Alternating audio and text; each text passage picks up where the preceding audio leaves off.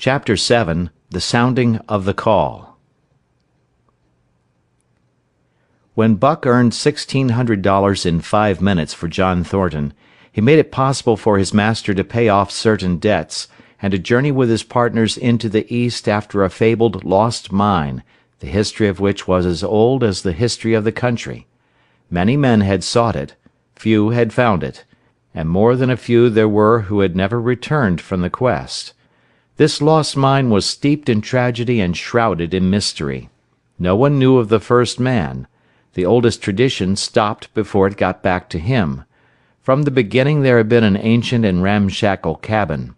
Dying men had sworn to it, and to the mine the site of which it marked, clinching their testimony with nuggets that were unlike any known grade of gold in the Northland.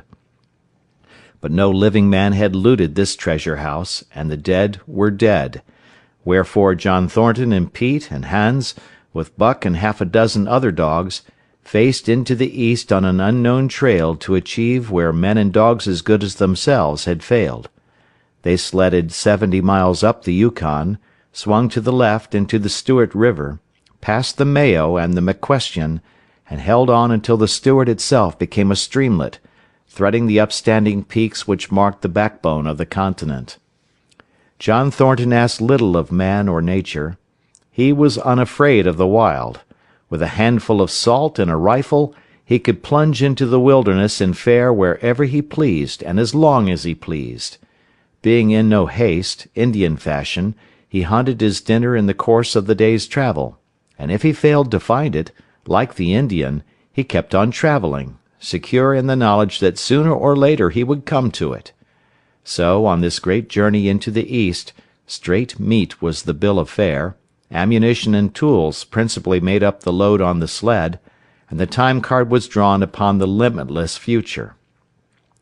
To Buck it was boundless delight, this hunting, fishing, and indefinite wandering through strange places. For weeks at a time they would hold on steadily, day after day, and for weeks upon end they would camp, here and there, the dogs loafing, and the men burning holes through frozen muck and gravel, and washing countless pans of dirt by the heat of the fire. Sometimes they went hungry, sometimes they feasted riotously, all according to the abundance of game and the fortune of hunting. Summer arrived, and dogs and men packed on their backs, rafted across blue mountain lakes, and descended or ascended unknown rivers in slender boats whipsawed from the standing forest.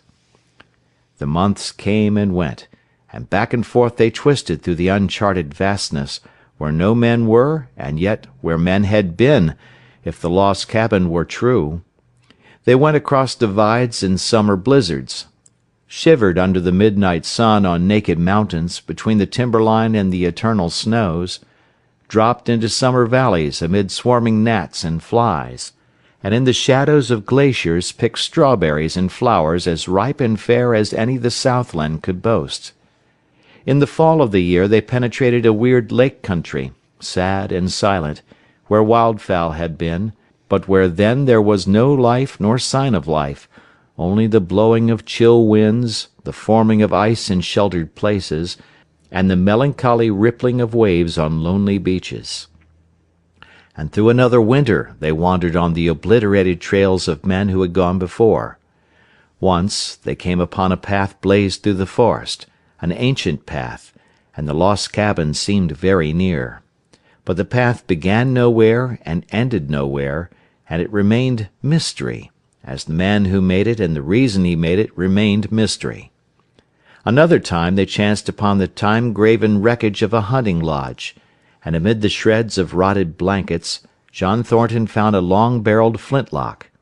He knew it for a Hudson Bay Company gun of the young days in the Northwest, when such a gun was worth its height in beaver skins packed flat.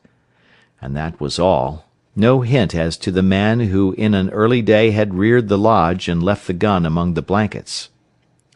Spring came on once more, and at the end of all their wandering they found, not the lost cabin, but a shallow placer in a broad valley where the gold showed like yellow butter across the bottom of the washing-pan. They sought no farther. Each day they worked earned them thousands of dollars in clean dust and nuggets, and they worked every day. The gold was sacked in moose-hide bags, 50 pounds to the bag, and piled like so much firewood outside the Spruce Bough Lodge. Like giants they toiled, days flashing on the heels of days, like dreams as they heaped the treasure up. There was nothing for the dogs to do, save the hauling in of meat now and again that Thornton killed, and Buck spent long hours musing by the fire. The vision of the short-legged hairy man came to him more frequently, now that there was little work to be done, and often, blinking by the fire, Buck wandered with him in that other world which he remembered. The salient thing of this other world seemed fear. When he watched the hairy man sleeping by the fire, head between his knees and hands clasped above, Buck saw that he slept restlessly, with many starts and awakenings, at which times he would peer fearfully into the darkness and fling more wood upon the fire. Did they walk by the beach of a sea, where the hairy man gathered shellfish and ate them as he gathered, it was with eyes that roved everywhere for hidden danger, and with legs prepared to run like the wind at its first appearance. Through the forest they crept noiselessly, Buck at the hairy man's heels, and they were alert and vigilant, the pair of them, ears twitching and moving and nostrils quivering, for the man heard and smelled as keenly as Buck. The hairy man could spring up into the trees and travel ahead as fast as on the ground, swinging by the arms from limb to limb, sometimes a dozen feet apart, letting go and catching, never falling, never missing his grip.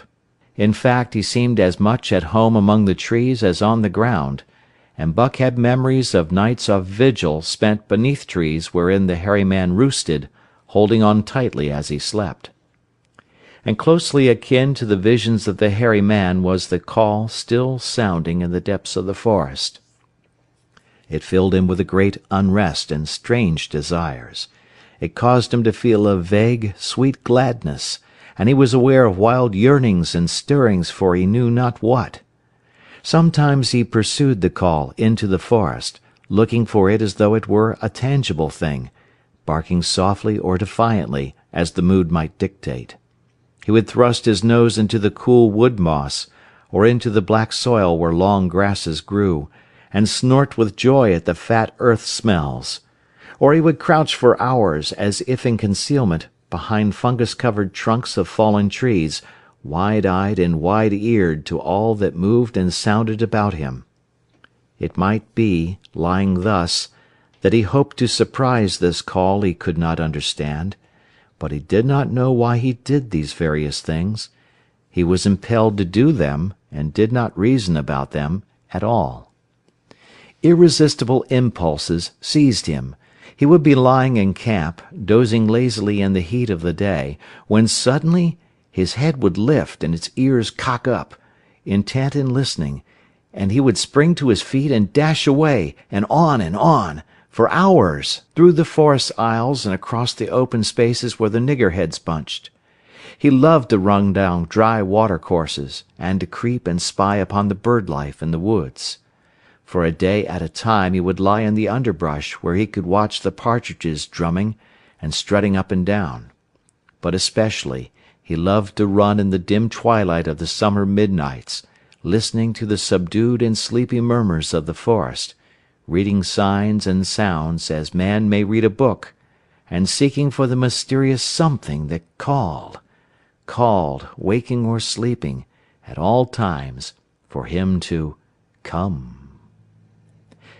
One night he sprang from sleep with a start, eager-eyed, nostrils quivering and scenting, his mane bristling in recurrent waves. From the forest came the call, or one note of it, for the call was many-noted, distinct and definite as never before, a long-drawn howl, like, yet unlike, any noise made by husky dog. And he knew it, in the old familiar way, as a sound heard before. He sprang through the sleeping camp and in swift silence dashed through the woods. As he drew closer to the cry he went more slowly, with caution in every movement, till he came to an open place among the trees, and looking out saw, erect on haunches, with nose pointed to the sky, a long, lean timber wolf. He had made no noise, yet it ceased from its howling and tried to sense his presence. Buck stalked into the open, half crouching, body gathered compactly together, tail straight and stiff, feet falling with unwonted care. Every movement advertised commingled threatening and overture of friendliness. It was the menacing truce that marks the meeting of wild beasts that prey. But the wolf fled at sight of him.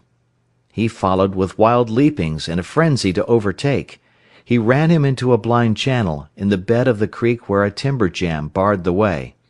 The wolf whirled about, pivoting on his hind legs after the fashion of Joe and of all cornered husky dogs, snarling and bristling, clipping his teeth together in a continuous and rapid succession of snaps. Buck did not attack, but circled him about and hedged him in with friendly advances.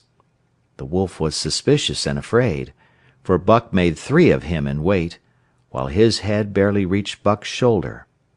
Watching his chance, he darted away, and the chase was resumed. Time and again he was cornered, and the thing repeated, though he was in poor condition, or Buck could not so easily have overtaken him. He would run till Buck's head was even with his flank, when he would whirl around at bay, only to dash away again at the first opportunity. But in the end, Buck's pertinacity was rewarded, for the wolf, finding that no harm was intended, finally sniffed noses with him. Then they became friendly, and played about in the nervous, half-coy way with which fierce beasts belie their fierceness.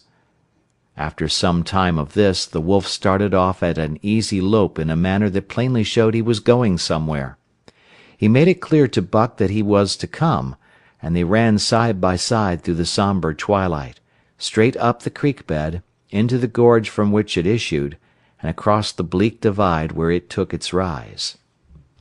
On the opposite slope of the watershed they came down into a level country, where were great stretches of forest and many streams, and through these great stretches they ran steadily, hour after hour, the sun rising higher and the day growing warmer. Buck was wildly glad. He knew he was at last answering the call, running by the side of his wood brother toward the place from where the call surely came. Old memories were coming upon him fast, and he was stirring to them as of old he stirred to the realities of which they were the shadows.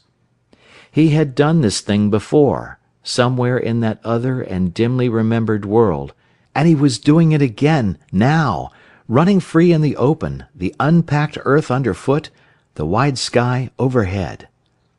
They stopped by a running stream to drink, and stopping, Buck remembered John Thornton. He sat down. The wolf started on toward the place from where the call surely came, then returned to him, sniffing noses and making actions as though to encourage him. But Buck turned about and started slowly on the back track. For the better part of an hour the wild brother ran by his side, whining softly. Then he sat down, pointed his nose upward, and howled.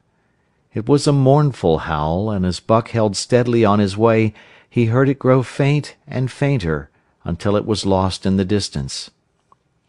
John Thornton was eating dinner when Buck dashed into camp and sprang upon him in a frenzy of affection, overturning him, scrambling upon him, licking his face, biting his hand, playing the general tom-fool, as John Thornton characterized it, the while he shook Buck back and forth and cursed him lovingly.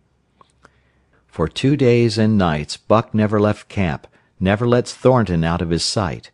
He followed him about at his work, watched him while he ate, saw him into his blankets at night and out of them in the morning. But after 2 days the call in the forest began to sound more imperiously than ever. Buck's restlessness came back on him, and he was haunted by recollections of the wild brother, and of the smiling land beyond the divide, and the run side by side through the wide forest stretches. Once again he took to wandering in the woods, but the wild brother came no more, and though he listened through long vigils, the mournful howl was never raised. He began to sleep out at night, staying away from camp for days at a time, and once he crossed the divide at the head of the creek and went down into the land of timber and streams. There he wandered for a week, seeking vainly for fresh sign of the wild brother, killing his meat as he traveled and traveling with a long, easy lope that seems never to tire. He fished for salmon in a broad stream that emptied somewhere into the sea, and by this stream he killed a large black bear, blinded by the mosquitoes while likewise fishing, and raging through the forest helpless and terrible. Even so, it was a hard fight, and it aroused the last latent remnants of Buck's ferocity. And 2 days later, when he returned to his kill and found a dozen wolverines quarreling over the spoil, he scattered them like chaff, and those that fled left 2 behind who would quarrel no more. The blood-longing became stronger than ever before. He was a killer, a thing that preyed, living on the things that lived, unaided, alone, by virtue of his own strength and prowess, surviving triumphantly in a hostile environment where only the strong survived.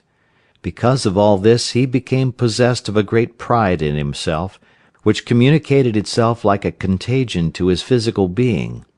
It advertised itself in all his movements, was apparent in the play of every muscle, spoke plainly as speech in the way he carried himself, and made his glorious furry coat, if anything, more glorious. But for the stray brown on his muzzle and above his eyes, and the splash of white hair that ran midmost down his chest, he might well have been mistaken for a gigantic wolf, larger than the largest of the breed. From his St. Bernard father he had inherited size and weight, but it was his shepherd mother who had given shape to that size and weight. His muzzle was the long wolf muzzle, save that was larger than the muzzle of any wolf, and his head, somewhat broader, was the wolf head on a massive scale. His cunning was wolf cunning and wild cunning. His intelligence, shepherd intelligence, and St. Bernard intelligence, and all this, plus an experience gained in the fiercest of schools, made him as formidable creature as any that intelligence roamed the wild. A carnivorous animal living on a straight meat diet, he was in full flower, at the high tide of his life, overspilling with vigor and virility. When Thornton passed a caressing hand along his back, a snapping and crackling followed the hand, each hair discharging its pent magnetism at the contact. Every part, brain and body, nerve tissue and fibre, was keyed to the most exquisite pitch, and between all the parts there was a perfect equilibrium or adjustment. To sights and sounds and events which required action he responded with lightning-like rapidity. Quickly as a husky dog could leap to defend from attack or to attack, he could leap twice as quickly. He saw the movement or heard sound, and responded in less time than another dog required to compass the mere seeing or hearing. He perceived and determined and responded in the same instant. In point of fact, the 3 actions of perceiving, determining, and responding were sequential, but so infinitesimal were the intervals of time between them, that they appeared simultaneous. His muscles were surcharged with vitality, and snapped into play sharply, like steel springs. Life streamed through him in a splendid flood, glad and rampant, until it seemed that it would burst him asunder in sheer ecstasy, and pour forth generously over the world. "Never was there such a dog," said John Thornton one day, as the partners watched Buck marching out of camp. "When he was made, the mold was broke," said Pete. "By jingo, I think so myself," Hans affirmed. They saw him marching out of camp, but they did not see the instant and terrible transformation which took place as soon as he was within the secrecy of the forest. He no longer marched. At once he became a thing of the wild, stealing along softly, cat-footed, a passing shadow that appeared and disappeared among the shadows. He knew how to take advantage of every cover, to crawl on his belly like a snake, and like a snake to leap and strike. He could take a ptarmigan from its nest, kill a rabbit as it slept, and snap in mid-air the little chipmunks fleeing a second too late for the trees. Fish in open pools were not too quick for him, nor were beaver, mending their dams, too wary.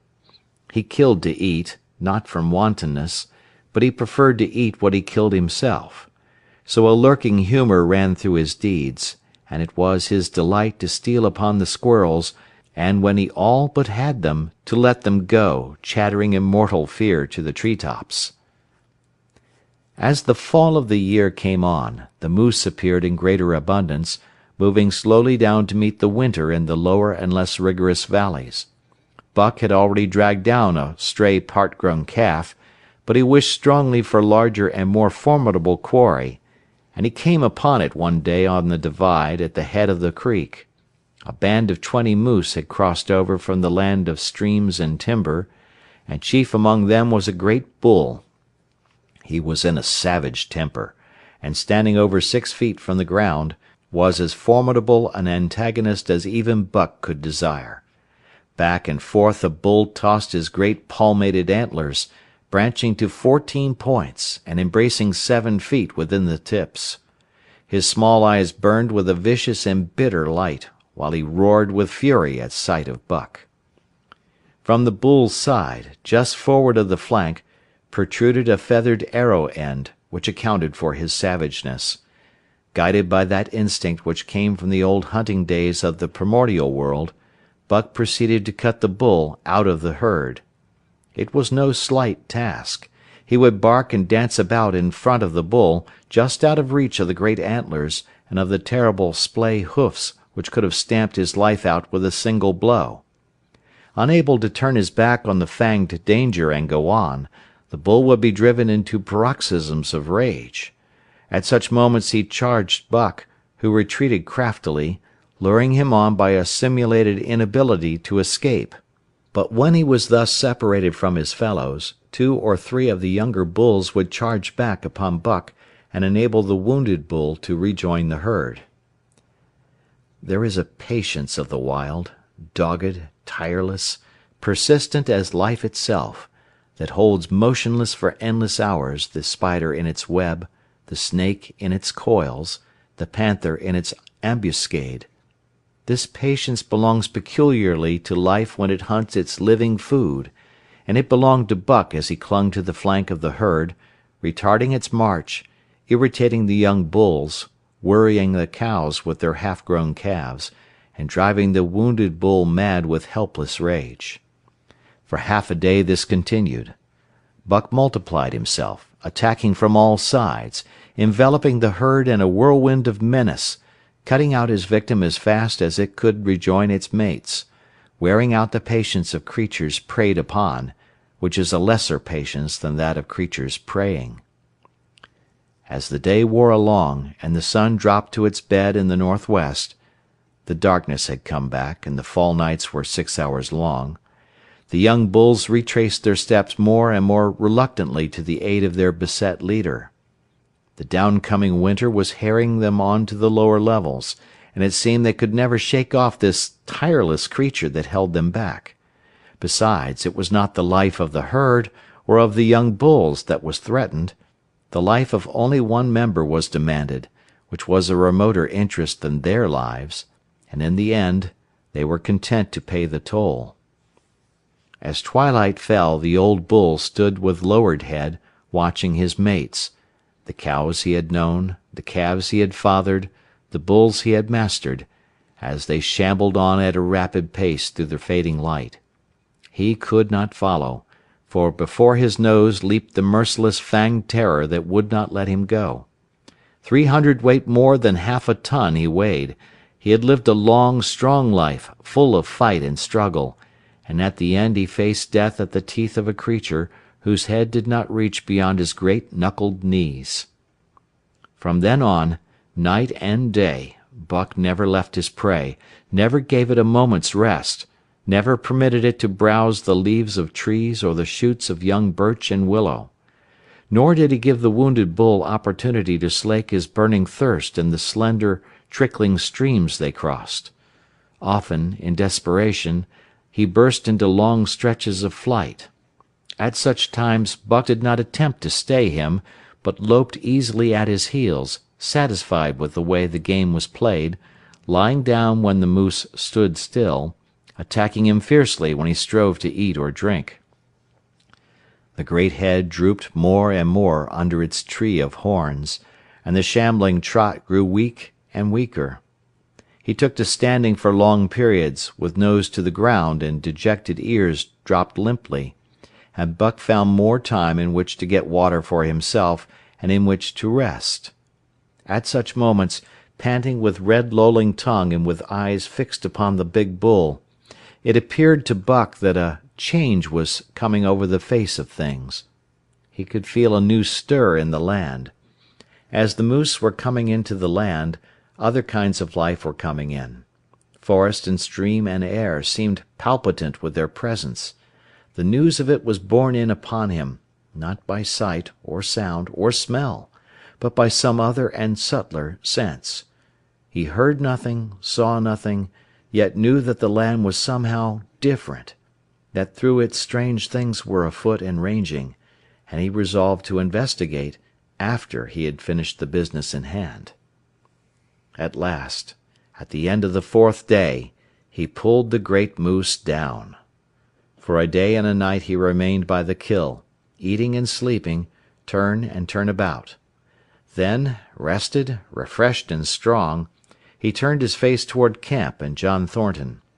He broke into the long, easy lope, and went on, hour after hour, never at loss for the tangled way, heading straight home through strange country with a certitude of direction that put man and his magnetic needle to shame. As he held on he became more and more conscious of the new stir in the land. There was life abroad in it different from the life which had been there throughout the summer. No longer was this fact borne in upon him in some subtle, mysterious way. The birds talked of it, the squirrels chattered about it, the very breeze whispered of it. Several times he stopped and drew in the fresh morning air in great sniffs, reading a message which made him leap on with greater speed. He was oppressed with a sense of calamity happening, if it were not calamity already happened, and as he crossed the last watershed and dropped down into the valley toward camp, he proceeded with greater caution. 3 miles away he came upon a fresh trail that sent his neck hair rippling and bristling. It led straight toward camp and John Thornton. Buck hurried on, swiftly and stealthily, every nerve straining and tense, alert to the multitudinous details which told a story, all but the end. His nose gave him a varying description of the passage of the life on the heels of which he was traveling. He remarked the pregnant silence of the forest. The bird life had flitted. The squirrels were in hiding. One only he saw, a sleek, grey fellow, flattened against a grey, dead limb so that he seemed a part of it, a woody excrescence upon the wood itself. As Buck slid along with the obscureness of a gliding shadow, his nose was jerked suddenly to the side as though a positive force had gripped and pulled it. He followed the new scent into a thicket and found Nig. He was lying on his side, dead where he had dragged himself, an arrow protruding, head and feathers, from either side of his body. 100 yards farther on, Buck came upon one of the sled dogs Thornton had bought in Dawson. This dog was thrashing about in a death struggle, directly on the trail, and Buck passed around him without stopping. From the camp came the faint sounds of many voices, rising and falling in a sing-song chant. Bellying forward to the edge of the clearing, he found Hans, lying on his face, feathered with arrows like a porcupine. At the same instant Buck peered out where the spruce bough lodge had been, and saw what made his hair leap straight up on his neck and shoulders. A gust of overpowering rage swept over him. He did not know that he growled, but he growled aloud with a terrible ferocity. For the last time in his life he allowed passion to usurp cunning and reason, and it was because of his great love for John Thornton that he lost his head. The Yeehats were dancing about the wreckage of the Spruce Bough Lodge when they heard a fearful roaring, and saw rushing upon them an animal the like of which they had never seen before. It was Buck, a live hurricane of fury, hurling himself upon them in a frenzy to destroy. He sprang at the foremost man, it was the chief of the Yeehats, ripping the throat wide open till the rent jugular spouted a fountain of blood. He did not pause to worry the victim, but ripped in passing, with the next bound tearing wide the throat of a second man. There was no withstanding him. He plunged about in their very midst, tearing, rending, destroying, in constant and terrific motion which defied the arrows they discharged at him. In fact, so inconceivably rapid were his movements, and so closely were the Indians tangled together, that they shot one another with the arrows, and one young hunter, hurling a spear at Buck in mid-air, drove it through the chest of another hunter with such force that the point broke through the skin of the back and stood out beyond. Then a panic seized the Yeehats, and they fled in terror to the woods, proclaiming as they fled the advent of the evil spirit. And truly Buck was the fiend incarnate, raging at their heels and dragging them down like deer as they raced through the trees. It was a fateful day for the Yeehats. They scattered far and wide over the country, and it was not till a week later that the last of the survivors gathered together in a lower valley and counted their losses.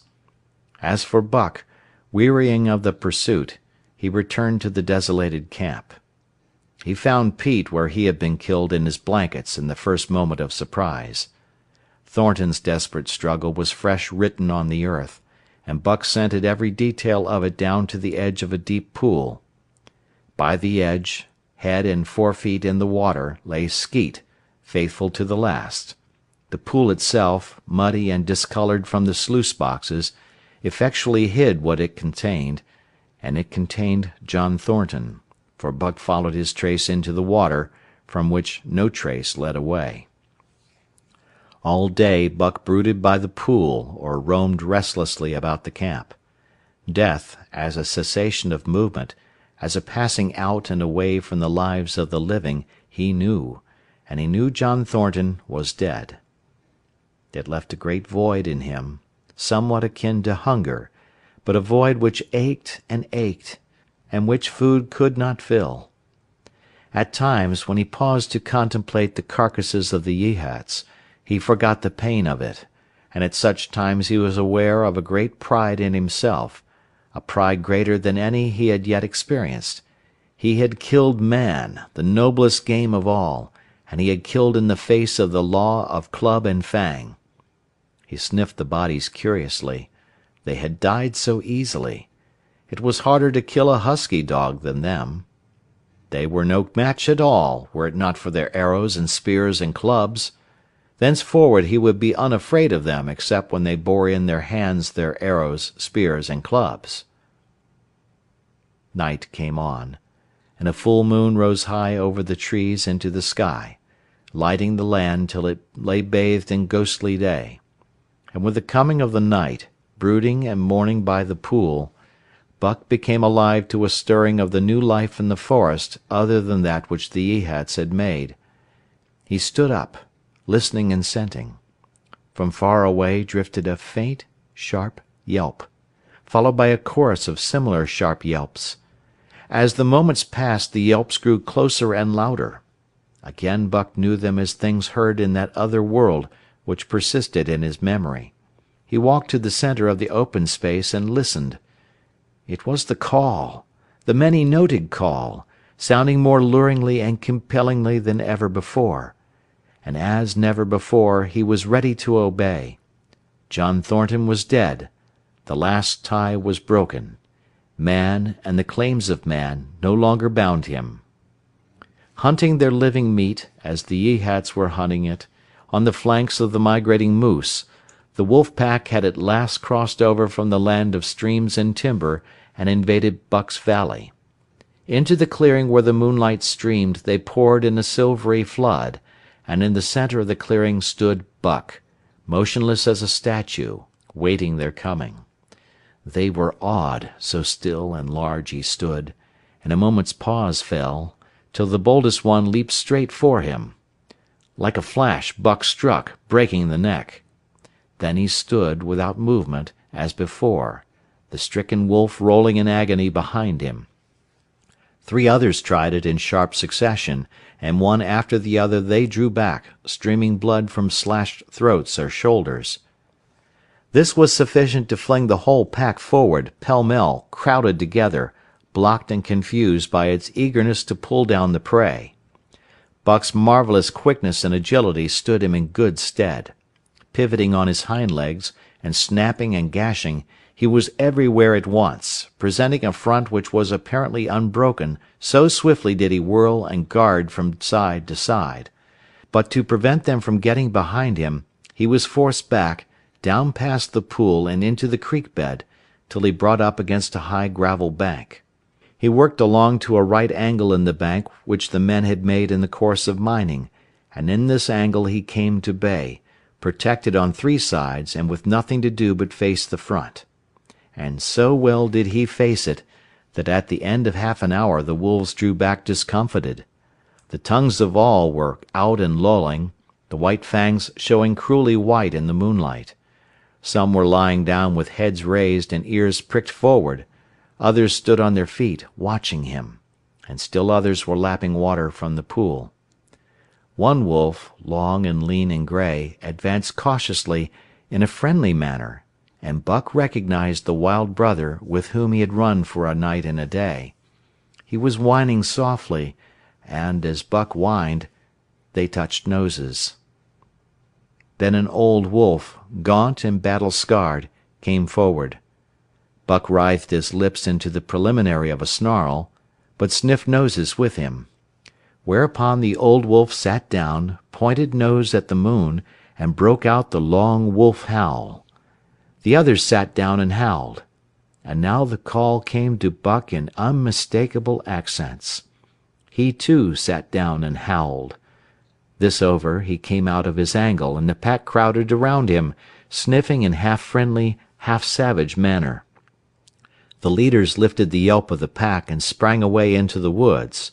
The wolves swung in behind, yelping in chorus, and Buck ran with them, side by side with the wild brother, yelping as he ran. And here may well end the story of Buck. The years were not many when the Yeehats noted a change in the breed of timber wolves, for some were seen with splashes of brown on head and muzzle, and with a rift of white centering down the chest. But more remarkable than this, the Yeehats tell of a ghost dog that runs at the head of the pack. They are afraid of this ghost dog, for it is cunning greater than they, stealing from their camps in fierce winters, robbing their traps, slaying their dogs, and defying their bravest hunters. Nay, the tale grows worse. Hunters there are who fail to return to the camp, and hunters there have been whom their tribesmen found with their throats slashed cruelly open, and with wolf prints about them in the snow greater than the prints of any wolf. Each fall, when the Yeehats follow the movement of the moose, there is a certain valley which they never enter, and women there are who become sad when the word goes over the fire of how the evil spirit came to select that valley for an abiding place. In the summers there is one visitor, however, to that valley, of which the Yeehats do not know. It is a great, gloriously coated wolf, like, and yet unlike, all other wolves. He crosses alone from the smiling timberland, and comes down into an open space among the trees. Here a yellow stream flows from rotted moose-hide sacks, and sinks into the ground, with long grasses growing through it, and vegetable mold overrunning it and hiding its yellow from the sun. And here he muses for a time, howling once, long and mournfully, ere he departs. But he is not always alone. When the long winter nights come on and the wolves follow their meat into the lower valleys, he may be seen running at the head of the pack through the pale moonlight or glimmering borealis, leaping gigantic above his fellows, his great throat a-bellow as he sings a song of the younger world, which is the song of the pack. End of Chapter 7. End of book. Thank you for listening.